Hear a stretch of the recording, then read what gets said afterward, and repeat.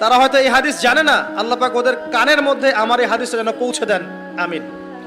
নবী সাল্লাল্লাহু আলাইহি ওয়াসাল্লাম বলেছেন, আমি মেরাজের রাতে যখন গিয়েছি তখন এক শ্রেণীর মানুষকে দেখেছি, ওদেরকে শাস্তি দেয়া হচ্ছে। কি শাস্তি?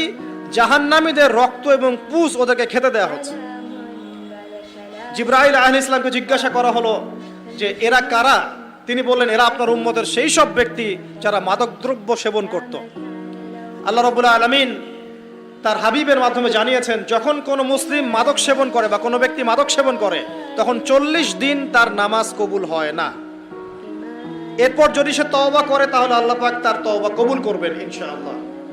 যদি সে আবারও মাদক খায় তওবা করার পর, আবার 40 দিন তার নামাজ কবুল হবে না।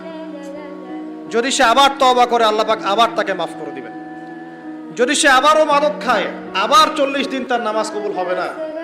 তারপর যদি আবার তওবা করে আবার আল্লাহ তাকে মাফ করে দিবেন। এরপরেও যদি সে আবার মাদক দ্রব্য সেবন করে, নবী সাল্লাল্লাহু আলাইহি ওয়াসাল্লাম বলছেন তাকে আল্লাহ রাব্বুল আলামিন পরকালে মৃত্যুর পরে তিনাতুল খাবাল পান করাবেন। তিনাতুল খাবাল। জিজ্ঞাসা করা হল, ইয়া রাসূলুল্লাহ, তিনাতুল খাবাল কি জিনিস? নবী সাল্লাল্লাহু আলাইহি ওয়াসাল্লাম উত্তর দিচ্ছেন, এটা হচ্ছে জাহান্নামীদের রক্ত, মাংস, এগুলো পুড়ে পচে যে রসটা বের হবে, এটা হচ্ছে তিনাতুল খাবাল।